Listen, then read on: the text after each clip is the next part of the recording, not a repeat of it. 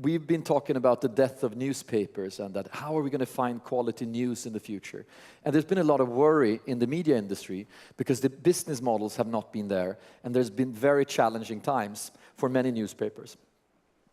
In the midst of this, there's a new type of news organization being created by Arianna Huffington, who started out as a blogger with a very, very sharp pen, and she started just gathering more and more people, and that became the Huffington Post. Today, the Huffington Post passed 100 million readers, and they're growing across the globe as a phenomena where news are center stage and where the interaction with people creates a completely different type of news experience. So we're super happy to have the CEO of Huffington Post come here and share the story so far and where Huffington Post is going in the future. So please give it up for Jimmy Mayman. Please have a seat.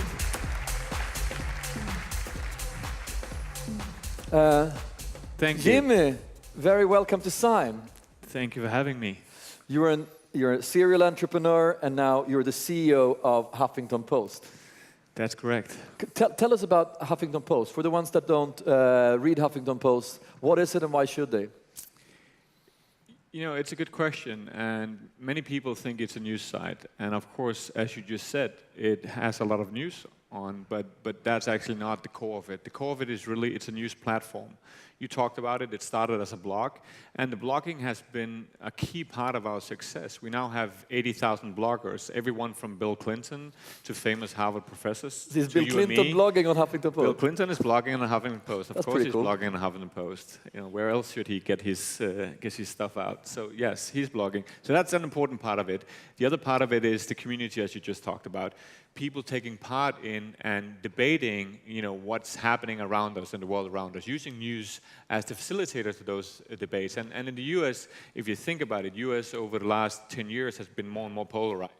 You have Fox News in one end of the scale that is really a propaganda network, and then you have MSNBC that is more democratic in its approach to things. So there's nothing that is bringing these two things together. We just saw it in the midterm election as well.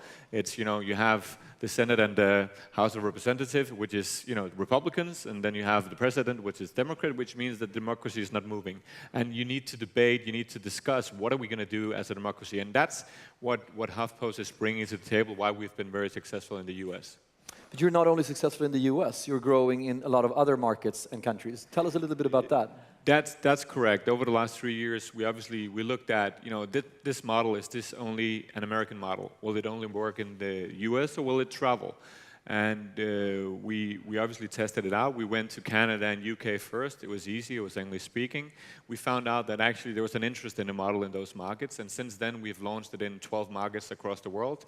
I'm actually on my way to China to find out whether we should launch it there. I'm leaving at 6 o'clock today, so I'm not here to launch in Sweden, sorry to say. That's not happening in the foreseeable future. And tell me a little bit, is it like a normal news? Do you have like an editor and you have a newsroom and you're... Yes. Is it built the same way as a normal newspaper?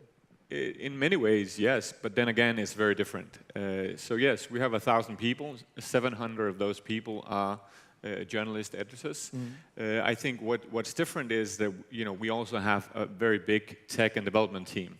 And from the very beginning, that, you know, as I said, the platform was important, the community was important. So from the very beginning, we didn't hide our developers in the basement. They're sitting in the core. If you come and visit us on 77 Broadway in New York, you'll see our developers are sitting in the middle of the newsroom together with the journalists, because we want to be able to move very rapidly forward. And I think from the very beginning, that was kind of a mindset. It's a different way of doing things, and it's helped us move very fast forward and allowing us to do the things we need to do with our platform to facilitate those discussions and do the things in social media and across search that we need to be able to do in order to be successful. Do you think that's the sort of missing link for a lot of traditional media and news organizations? They don't have that digital DNA?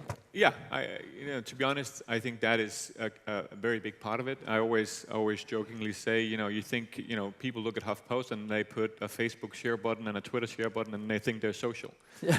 That's not really making you social. It's kind of like, it needs to be a mindset. It needs to be something that's embedded in the organization, and it needs to be a way of thinking. And I think that's, you know, that's something that makes it very different, the approach we have. And of course, it helps that we are digital first, right? You know, I don't have a legacy business to deal with. I don't have a printing press. I don't have a lot of unions that don't accept that I want to change how journalists are working. So obviously that makes my life a lot easier than a lot of the more traditional players. What are some of the new things that you're doing? What's the next sort of frontier? You know, it's actually I have a short video I want to show when we're done here. It's 3 minutes. It's HuffPost Live, which is basically we're going to try to disrupt TV. TV news is up for disruption, and we're going to try to do that. We've done it for the last 2 years. It's called HuffPost Live. I'll show you a video in a little bit. It's 8 hours every day, live streaming news. It's very interactive. You'll see in a second how it works. Over the last 2 years, we've built an audience of 25 million viewers. We have more than 100 million video streams on a monthly basis. And 2 years in, it's a profitable business. It's something that it took me 10 meetings with the boards to get approved. But now they're very happy because we're getting to scale. We're profitable. So you're going after CNN and BBC Yeah, we're not so much going after them. I think in many ways, I grew up with CNN. It was a fantastic news organization. It was the place to go when international news broke. But I think the model that is not working today. It's not working with the generation and the way people are consuming media, and they haven't been able to follow with where things are going, unfortunately. And we just saw it 2 weeks ago. They laid off a lot of people in Atlanta, where they're based. So they're feeling the pain as well, unfortunately. If you were, by strike of a magic wand, you became the CEO of not Huffington Post, but of a traditional news organization. Yes. What things would you bring with you? No, I always jokingly say, again, because you need to be a little bit provocative for people to understand what's happening here. I always say, if it was the CEO of New York Times tomorrow, which is a fantastic newspaper, fantastic brand, they've been around for 150 years. And to be honest, we have done this in 9 years. They could have done this. They had assets that we didn't have when we started. Why didn't they do this? And it's a mindset thing, as I said. So I always say, if I was the CEO tomorrow, the first thing I would go was to walk in and say, good morning, everyone, and then I would throw a hand grenade into the newsroom, because it actually starts there. Throw a hand grenade into the newsroom. Because you have to rebuild the newsroom. The way the newsroom is set up today is not set up to work in the world we live in. Just like CNN is realizing their model is not set up to operate in the world we live in. The news cycle has dramatically changed. So the pace of news is very different. And if you live in a world where you write for the front page of the newspaper, which is a 24-hour cycle, you're going to die. I'm sorry, you're going to die. And print is not coming back. Print is not going to disappear tomorrow, but it's not coming back. The next generation are not interested in print, and it's a very expensive way to distribute news, by the way. We're going to have a look at the movie, and then we're going to discuss much more about both print, newspapers, and the business models of the future. Roll the video, please. This is the Huffington Post. It launched in 2005, a time when social media was on the rise and the face of journalism went from this to this. And how we got the news went from this to this. It was in this social blogosphere where the Huffington Post gains its traction by taking news out of the hands of the analysts and giving it to the community. The community. The community. the community. So we were really at the moment, at the cusp of this great, social media revolution. This is Roy. Do you want a hi or just? He was at the Huffington Post when he teamed up with this guy, Gabriel, to answer the question, where do we go from here? So basically, we said, let's take this thing that's already successful Just taking what was happening on Huffington Post. and try to just do it in another medium. And that's when it hit them. Video. So Roy and Gabriel set out to create a broadcast network that would have the same sort of community interaction as the Huffington Post. So the question became, how do we embrace, the bloggers What is the story here? The real-time nature. What's going on at the Chick-fil-A in Austin? and all the things that we were doing, and the community? In other words, how do you go from just presenting broadcast news to having people actually participate in it like they do online, but live and on air? Here's what they do. My name is Francina. I'm Sydney. Gwen. This is where it all starts. Each day, HuffPost producers scour the web looking for people with opinions. We'll start streaming for comments, conversations that people are having that you normally wouldn't have, that makes it a little more unique than you would have at other platforms. But on the web, people can be from anywhere, so they needed a way to bring them all together and in one place. And they found it. Online. there's this big button that says be an on-air guest. You can click that button and explain why you think you'd be a good guest for that segment. A producer watches it, then I send those comments to the host, who can then pose them to our panel. live and on air. I want to play a video comment that came in from a young woman in Saudi Arabia. This is about culture. Yeah, just came in. So instead of having to have them drive to a sat hit to go do something somewhere, you can have them all in the same Google Hangout, and they can be on HuffPost Live. It happens often enough where the hair stands up on the back of your neck and you go, that's the future. Here we go, guys. 5. And so, maybe this is where technology's taking us. To a place that's less about being talked at and more about being talked with. When you think about it that way, the news feels more and more like a community. Yeah. Yeah. Thank you very much. We are gonna extend this conversation with somebody who has been chief editor for Dagens Industri, the most successful business newspaper by a stretch. She's also newly been appointed to CEO of Expressen, Dagens Nyheter, and Dagens Industri, and she's on a remarkable turnaround of the media properties that she runs. So please give it up for Gunilla Herlitz. Scoot over here. So, Jimmy, have a seat here. Very welcome. And Thank you. I've always wanted to have a TV sofa. Now I'm like almost having a TV sofa. Gunilla, 3 iconic Swedish news and media brands, and you have been transforming them. Can you tell us a little bit about this transformation? What has happened the last years in Expressen, Dagens Nyheter, and Dagens Industri? Yeah, it's been a journey, and I think we're still on this journey.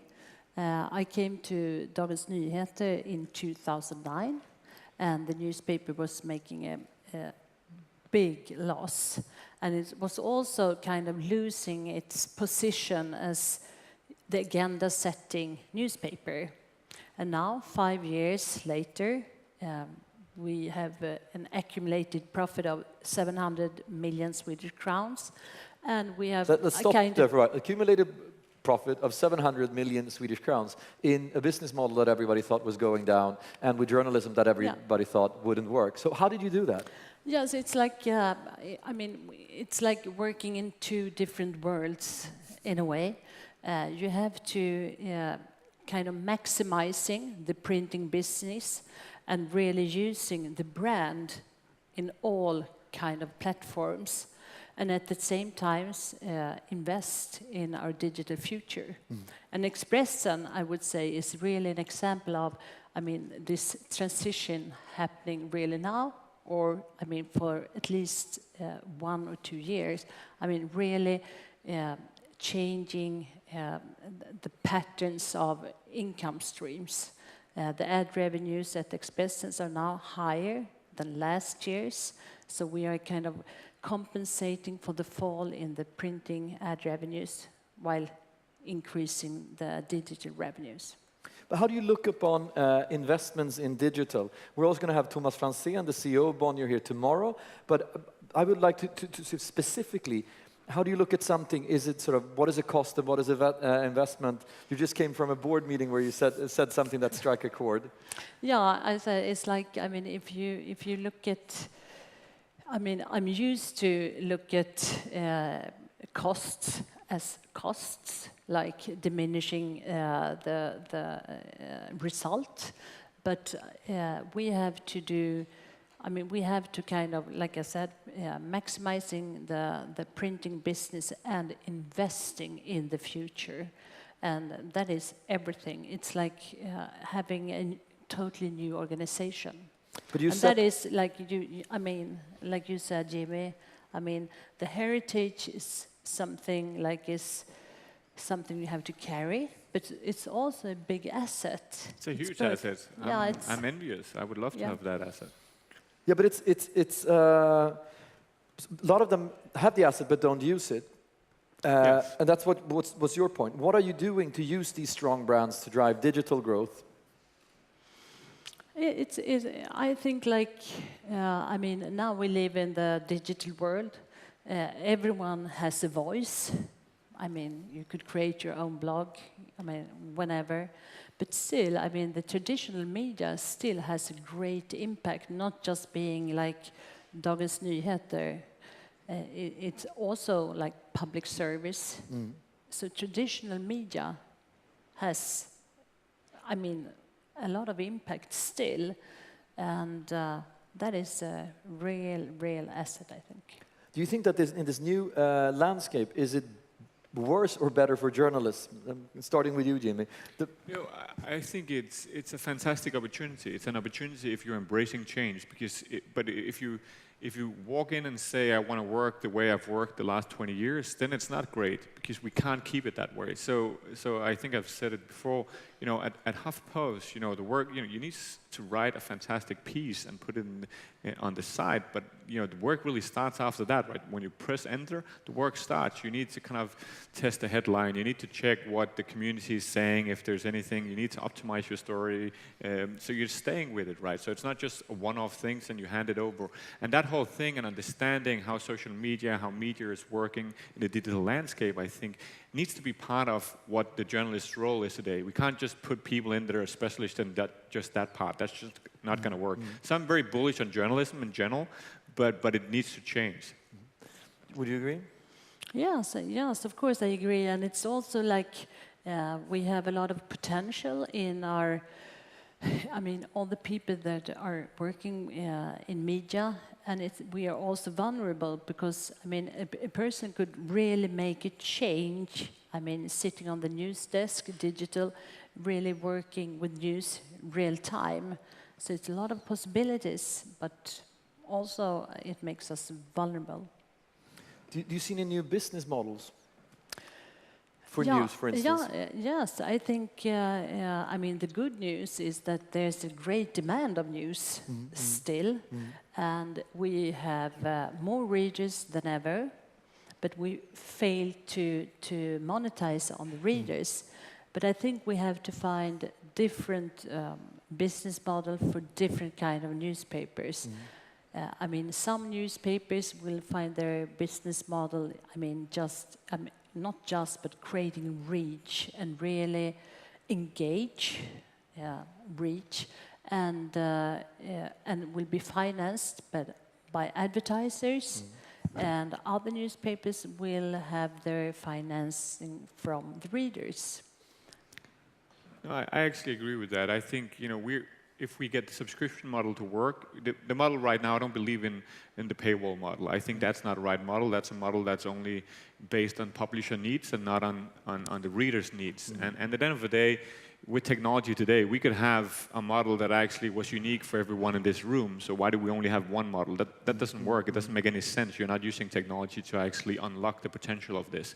So I think we need to get the model right, and that takes some time. It took some time in music, if you think about it. But it could be. So I would have like a Come Hem package with all the things that I like, and I pay for that news chunk. Yes. So every month I would have my Spotify bill and my news bill. Exactly. No, I think in many ways we should see models that works for the paper, but we could also see more industry-wide models, right? Like Spotify is doing in music. You have access to a lot of different things, and you pay a monthly fee for that. We need to be more creative about the models. I think when I look at studies, Reuters Institute every year are doing a study on people's willingness to pay for news, and across the big markets in Europe, it's between 15 and 25%. So there are people even at this point that are willing to pay.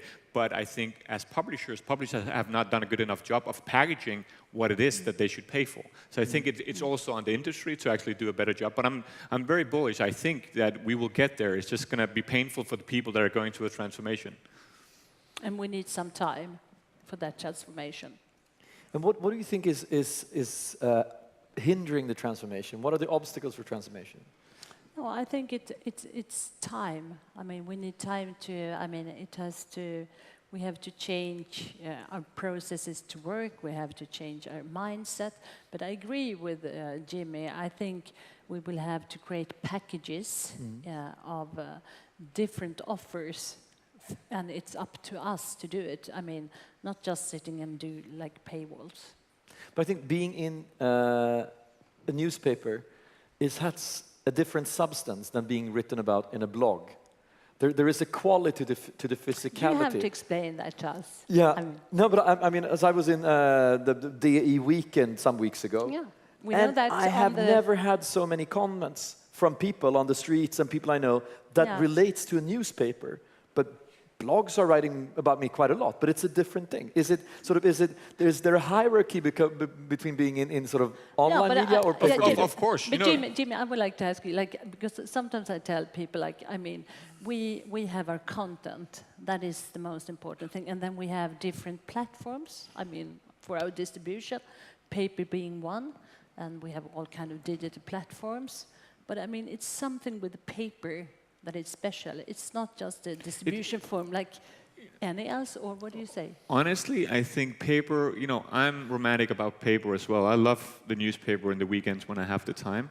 But we are the last generation, so it's because we grew up with it. The next generation, they didn't grow up with paper. They don't care. They're happy to be on the iPad, on the computer, even on the mobile. And I think that's the other thing we should talk about here is that the shift we saw from print to desktop, that shift is being even as big as it goes from desktop to mobile, because that transformation is going to be as astonishing because we need to serve stories in a different way, and the monetization is very different. So that's the next big frontier that we also have to deal with as publishers.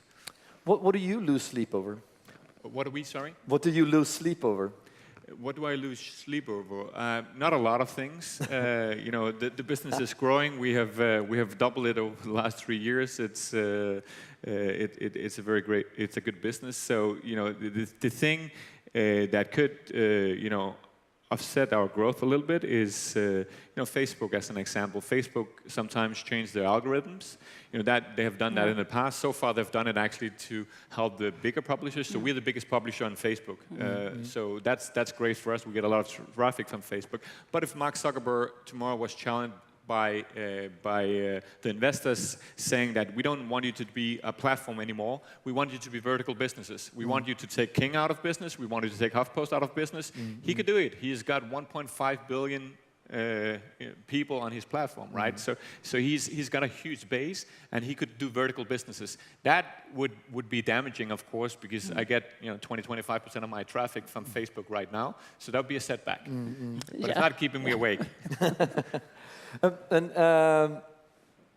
What do you, if you look at your businesses right now, you've turned them around, they're doing well, you're making money again, self-confidence is back.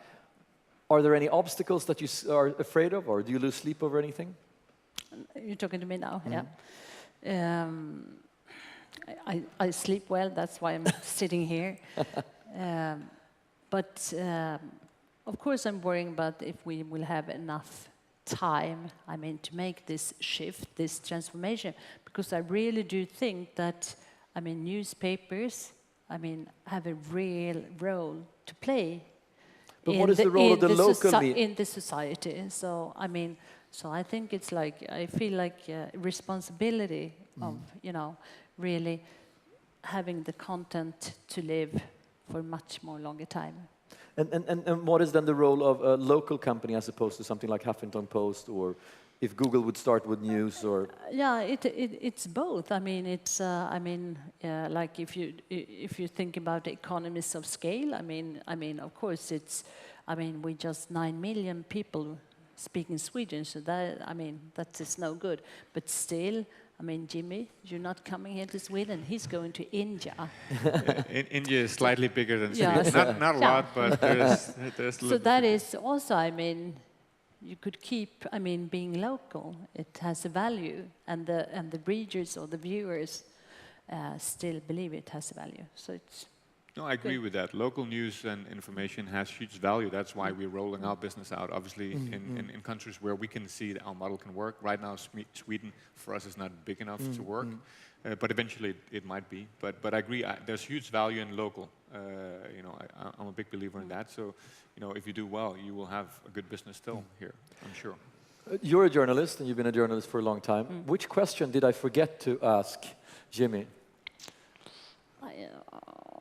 I think I would like to know when and where did you meet Arianna, and how did you get your job? That's a good question. I sold my business to her 1 week before they acquired Huffington Post. So I always say Arianna got all the attention and I got all the money. But the good thing is that's how we got to know each other. We both were going through the same integration process. We spent 6 months. I spent 6 months integrating my business. She spent 6 months integrating HuffPost. And of course, when you go through a big integration with a big corporate, you have things where you say, "Oh, they're so annoying. We should never have sold our businesses." So we had those conversations and got to know each other very well, trusted each other. And then AOL actually tried to put a corporate guy in charge of HuffPost, and he lasted for 4 months. Yeah. And then Arianna said, "I would really like if we could put Jimmy in that role." So she went to Armstrong and said that, and they spent 6 months persuading me that I should do that. I thought I would. 6 months? Yeah, because I thought I would actually take my money and go on the beach and have a nice pina colada or something.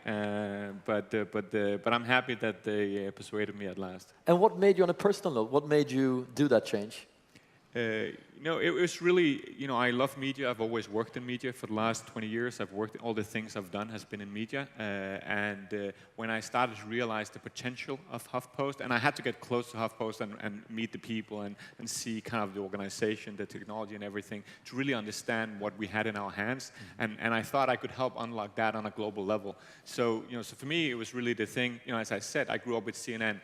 Basically, what we want to do here is create this, the social media aids CNN. That's what we want to do with HuffPost. We want to be in TV, as you see. We want to be, as a newspaper in the digital world. That's our ambition, and I think that's a big one, but that's a fun one to try to kind of aim for.